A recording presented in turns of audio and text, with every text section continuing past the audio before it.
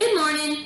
Okay, so today I'm taping the video because yesterday the technology wasn't working and I felt rushed. I wasn't able to get everything in that I wanted to and finish the soup for you because I would have cut somebody else's time off. But anyway, we're making butternut squash. So I've already washed all the vegetables. Now I'm going to chop them up and get them ready for the soup. We have butternut, we have carrots, we have onion, and garlic. So I'm going to just pause the video for a little bit. I'm going to cut it up, and the whole time I'm going to be timing all of this so you can see how long it takes me to make it. Okay, see you in a bit. Okay, so I'm going to show you just a little bit what I've been doing. I already cut up the carrots and I already cut up the onion. Now I'm doing the garlic. It needs whole cloves in it. So how I get the outside skin off is I just cut the tips off both sides of the garlic, and then I can usually peel the skin off pretty. Doesn't take too long, but it is a little time consuming.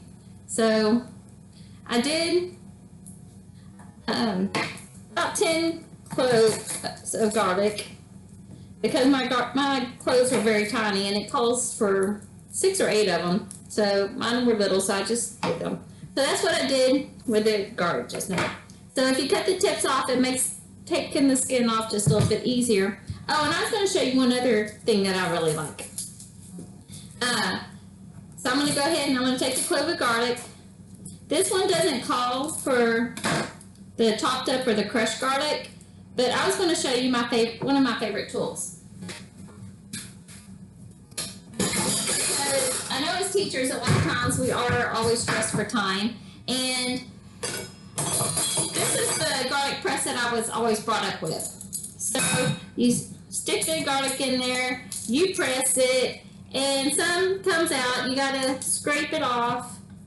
But for the majority of it, the garlic gets stuck on the inside.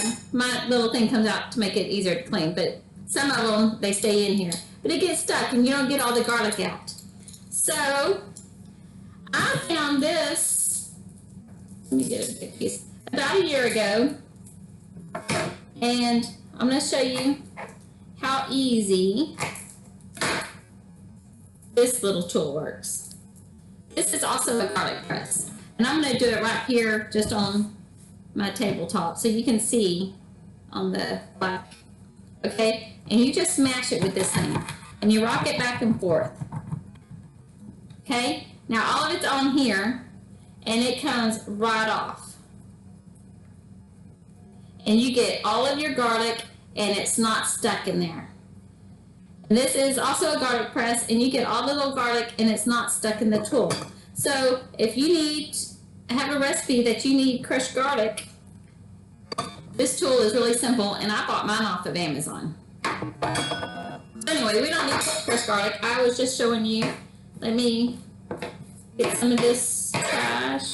Put it thrown away. Okay, so if you're like me and you basically grew up on the SAD diet, the standard American diet, then you may never have cut one of these before. I know I haven't, and I never really had anybody teach me how. So I'm terrified of knives. I've always been terrified of knives. In my house, you usually only see steak knives or you see butter knives. Well, my dad got me this a few years ago for my watermelon because I didn't have a knife to cut up the watermelon. So if you've never cut one of these before, they are very hard. So what I usually do is I just saw, and there's probably a lot easier way, but like I told you, I'm terrified of knives. So once you get down about halfway, it gets soft in the middle.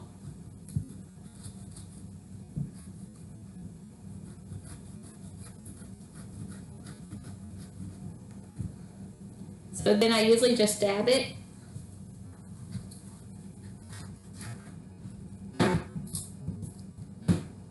You have to be really careful with these things because they are tough. Okay, and then I usually work my way to the other side.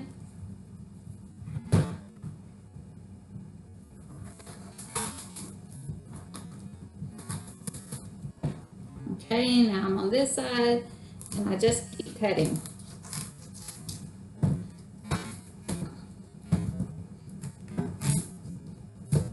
Okay, so now the shell is almost ready to pull apart. Okay, and you got this. Down at the bottom are seeds, sort of like a cantaloupe, but it's not nearly as soft as a cantaloupe. So you can just use a spoon and scrape your seeds out.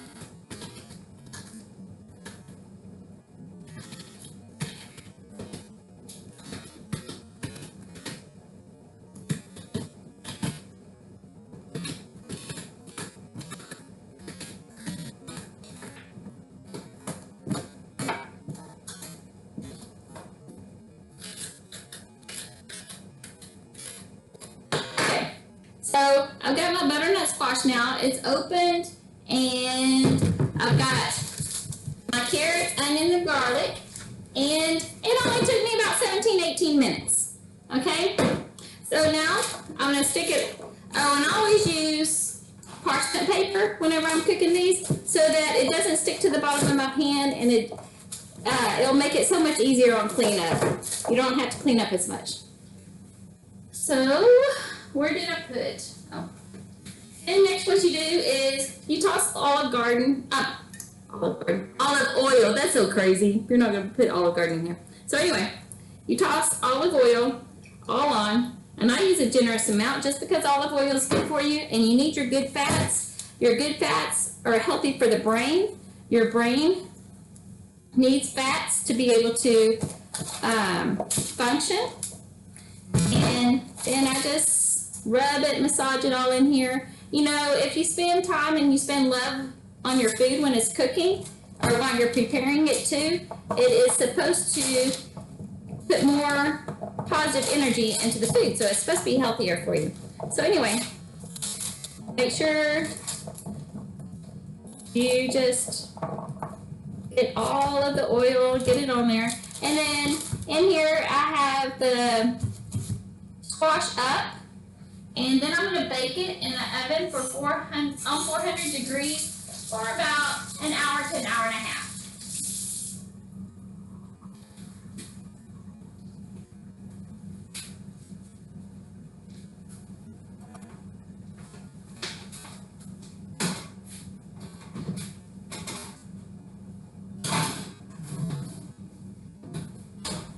While that's, I'm going to turn this over here.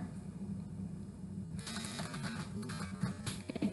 While that's cooking, I'm going to go ahead and I'm going to melt my butter in my skillet, and I'm going to make the sage butter that I'm going to put into the soup whenever the vegetables are done.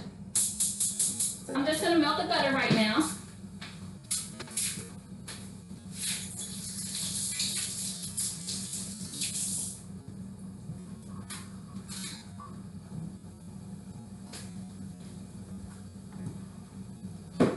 And then this recipe also calls for chicken broth, apple cider vinegar, maple syrup, and a little bit of sea salt.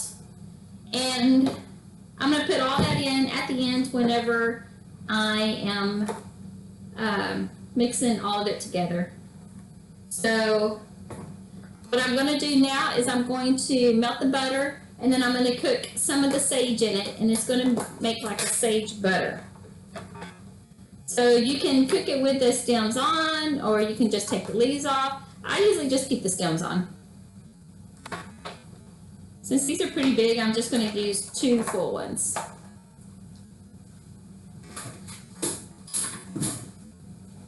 Now, let me move some of this out of the way.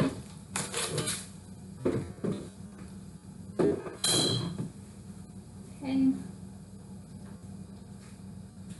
I'm using a small skillet, and I'm just gonna have the butter melt. And I put about, in this one I put about 4 tablespoons. Maybe a little bit more.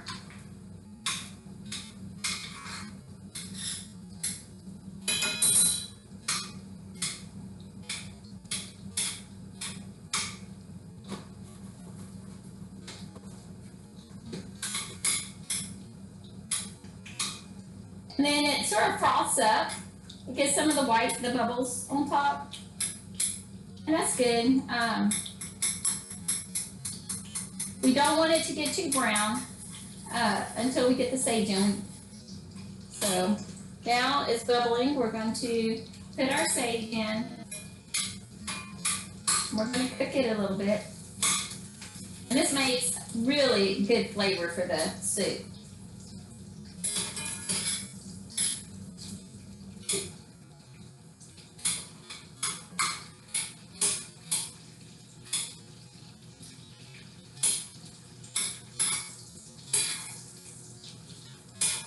You don't even have to worry about cutting. Your vegetables only have to be in chunks. The sage doesn't have to, because at the end we're going to use an immersion blender and we're going to blend it all together so it'll be smooth. So you don't have to worry about how big your chunks are or anything. Just everything needs to be about the same size so when it's cooking, when it's roasting in here, that part of it doesn't get burnt, but they all get cooked at the same time.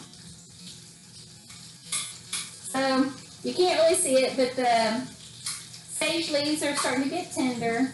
And then the butter gets almost like a translucent, a clear color. It no longer looks yellow.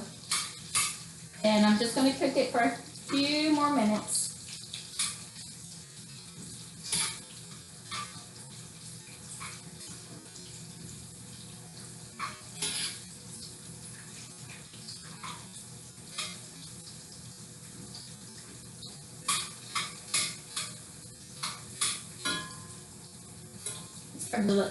Make my kitchen smell really good, and it looks real pretty.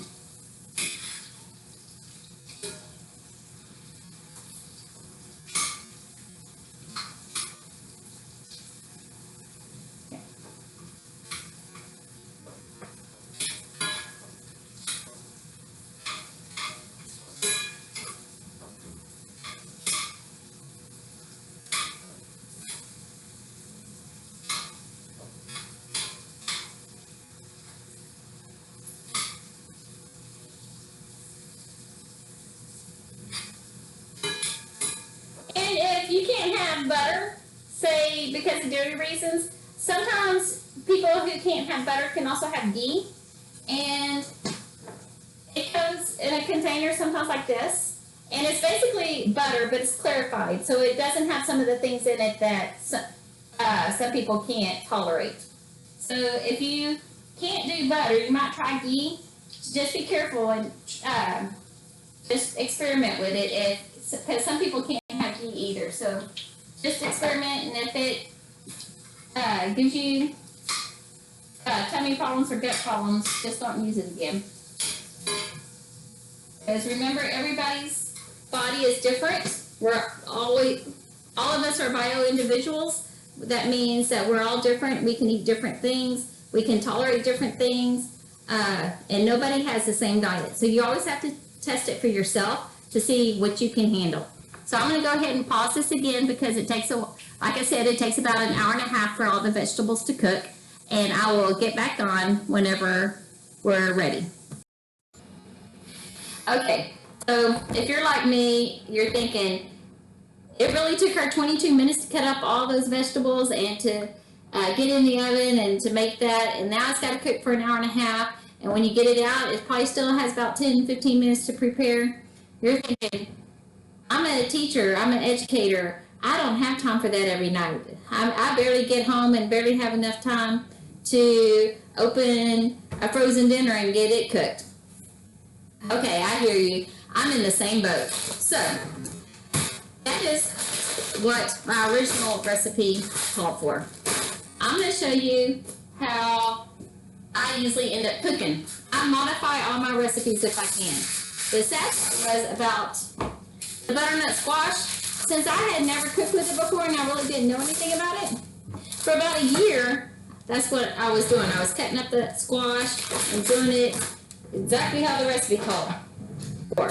And then one of my friends was like, you know, there's frozen butternut squash, and it's already cut up for you. Okay? So most of the time, whenever I've gotten butternut squash, they're pretty small chunks. So guess what? It being small chunks, you don't even have to cook it nearly as long. So usually it's about 30 to 45 minutes that you cook it. It doesn't take probably any time. And you probably only need 2 to 3 bags of butternut squash for this soup. In fact, today I think I'm only going to use 2 because I've already got that other whole butternut squash in there. So I'm going to pick these up.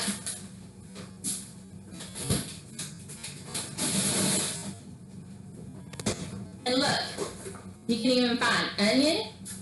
That's at the supermarket, already cut up. They had diced and then they had sliced. And I went ahead and I got sliced. That way, if I want to use it for something else and I don't want diced, there we go. I'm gonna use, sorry about that. Okay, but I'm gonna dice it up a little bit just so that it's about the same size. But even if you don't want to have to slice your onion, you can buy it at the store already diced.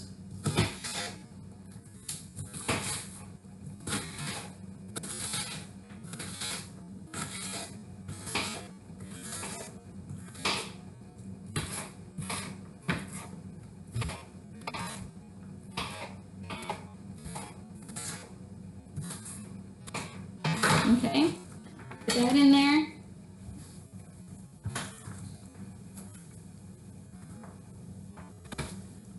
Okay.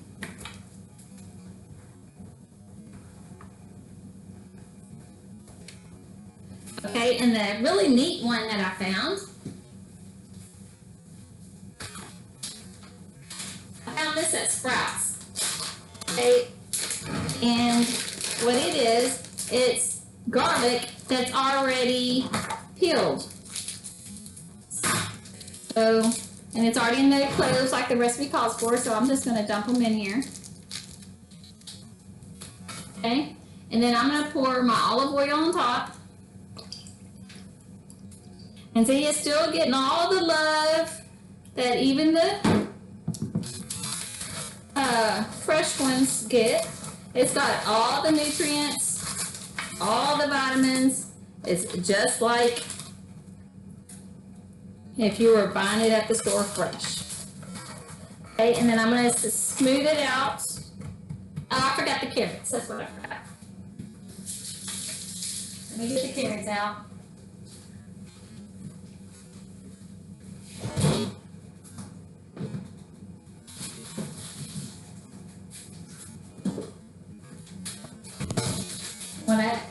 And you can just use baby carrots. You don't have to cut them all and peel them. This time my butternut squash is a little bit smaller than what I usually buy. So I might just cut them a little bit. But it's not going to take me nearly as long. And you could probably still leave them whole too, but it might take longer to cook, and I want it to cook pretty fast.